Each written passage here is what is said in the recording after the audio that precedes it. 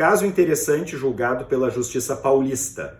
Um brasileiro adquire passagem para o exterior e requer que a sua cadela Olívia, que lhe oferece suporte emocional, viaje dentro da cabine, para que ele consiga enfrentar essa viagem longa a partir de seu quadro de ansiedade.